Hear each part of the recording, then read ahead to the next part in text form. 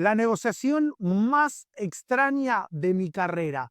Llevo 18 años cubriendo el mercado de fichajes. Sí, no existían casi ni las redes sociales y yo estaba en esto. Pero sinceramente hoy les vengo a hablar de todo lo que puede derivar, ¿sí? De cómo se está viviendo e incluso algo que para mí puede marcar un antes y un después en lo que es el trato de la información, pero no de los periodistas, porque habitualmente los periodistas cada uno podemos tener nuestro perfil a la hora de tratar la información, sino de cómo un club públicamente está tratando un fichaje. Y es ni más ni menos que el de Julián Álvarez. Si bien acá no le voy a anticipar dónde va a jugar Julián Álvarez, porque eso va a tardar un par de semanas largas, seguramente va a ser una novela, un culebrón como le llaman en España. Quiero que compartamos algunas cosas que marcan un antes y un después con respecto a la negociación de Julián Álvarez. Vayamos por lo último que pasó, primero y principal, que es las declaraciones del propio Julián Álvarez después del partido que Argentina le gana a Austria, diciendo, obviamente, de manera premeditada, porque nadie se lo había preguntado, eh, en todo su derecho a hacerlo, obviamente, que él había hablado con el club y que él ya le había dicho que lo mejor para ambos era tomar una oferta y cambiar de futuro. Si bien estuvo el PSG, si bien estuvo el Arsenal, si bien hubo una oferta del Real Madrid, ya voy a hablar de eso más adelante, el deseo de Julián Álvarez es jugar en el Barcelona. ¿Qué es lo que pasó y por qué digo que esta negociación puede marcar un antes y un después? Porque es como nunca una negociación mediática hecha por redes sociales, más allá de lo que pasa puertas adentro en la negociación en sí. La negociación en sí está de la siguiente manera. Hace varias semanas el Barcelona hizo una oferta formal de 100 millones de euros. El Barcelona también hace varias semanas, en una reunión que se dio en la propia ciudad condal, arregló el contrato de Julián Álvarez y una vez arreglado ese contrato, envió la oferta de 100 millones de euros por el pase. El Atlético de Madrid la consideró insuficiente, pero comunicó de una manera muy, pero muy sorprendente que rechazaba la oferta, ¿sí? Más allá de lo que obviamente podíamos averiguar nosotros los periodistas y nos decían, no, esta oferta es insuficiente, utilizó sus propias redes sociales para reírse de la oferta, o sea, decir ni más ni menos que la oferta era bajísima, ¿sí? Riéndose hasta incluso citando y parafraseando la frase de Fabricio Romano del Here We Go, diciendo que Atlético Madrid en 3 tweets diferentes había hecho una oferta por Lamine Yamal, había hecho una oferta por Pedri y había hecho una oferta por Rafinha. ¿Por qué hace esto el Atlético de Madrid? A ver, el análisis que tengo yo es, en un mundo donde las redes sociales cada vez tienen mayor fuerza, lo que busca hacer el Atlético de Madrid es endurecer su postura de no vender a Julián Álvarez, reírse casi del Barcelona y además mostrarle a su afición que está dispuesta a defender con uñas y dientes, con garras, la salida de Julián Álvarez. El discurso oficial del Atlético de Madrid es: no se va Julián Álvarez, a excepción que alguien ejecute los 500 millones de euros de la cláusula de rescisión. A ver, ¿qué puede llegar a pasar por la información que tengo? ¿Sí?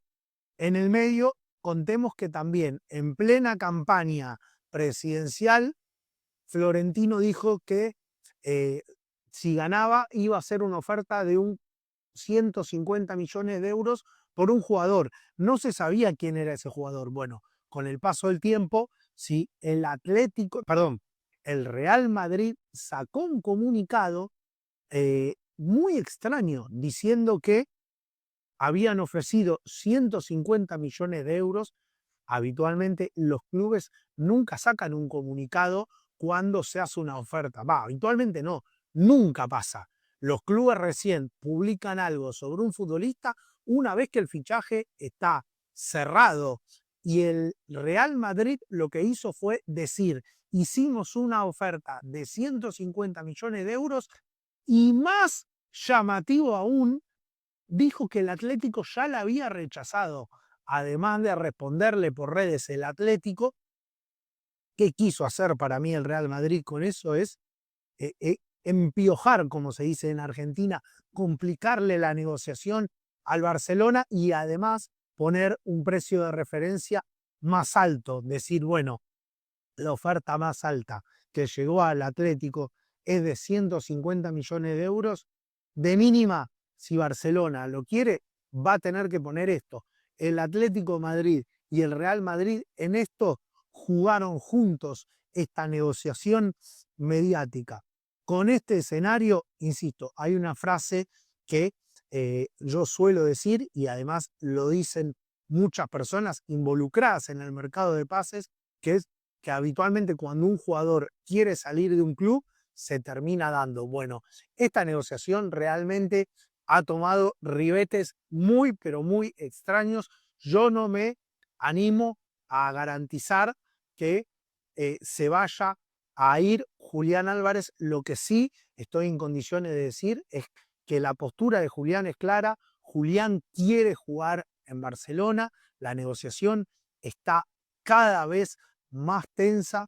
Entiendo que la única forma de poder solucionarlo es que ambas directivas se junten y negocien de club a club y que se abandone todo este circo mediático que se ha convertido la negociación de Julián Álvarez. No vislumbro, insisto, una negociación corta. Esto puede llevar su tiempo, hasta incluso puede cerrarse el último día de mercado de pases si es que se cierra. Lo que está claro es que si se cierra, ¿sí?, el Barcelona difícilmente pague los 500 millones que quiere el Atlético. Eso es una estrategia lógica del Atlético, decir, yo no vendo al jugador, me ejecutan la cláusula o nada. Lo que tengo yo como información es que el Atlético, al menos en su momento, lo que le hizo saber a Julián antes de que empiece el mercado de pases, porque Julián Álvarez planteó esto, que quería salir, ¿sí? Incluso yo pude averiguar antes de que explote todo esto mediáticamente que el Atlético estaba dispuesto a dejarlo ir por 150 millones de euros.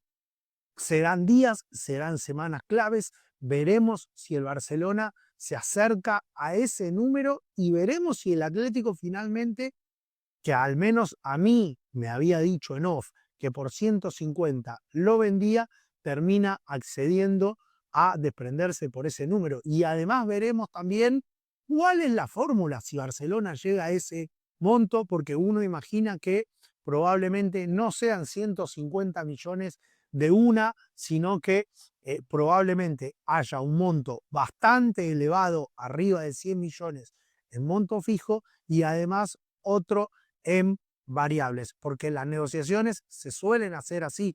De hecho, Julián Álvarez llegó al Atlético de Madrid procedente del Manchester City por 75 millones de euros y 20 en variables.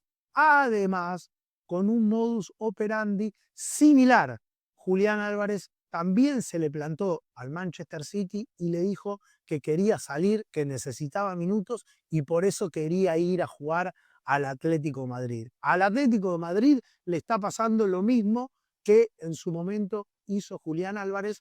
Insisto, no es ningún villano el delantero argentino, son negociaciones, son cosas que pasan. Lo que sí me parece a mí, esta es una negociación sin precedentes. Yo no recuerdo que haya habido una negociación tan mediática por canales oficiales de clubes, porque habitualmente las negociaciones quizás son mediáticas, pero quienes informamos somos los periodistas. Aquí hubo un antes y un después, ¿sí? Porque los propios clubes, sobre todo el Atlético de Madrid, fue el que decidió hacer de esta negociación casi que un reality show.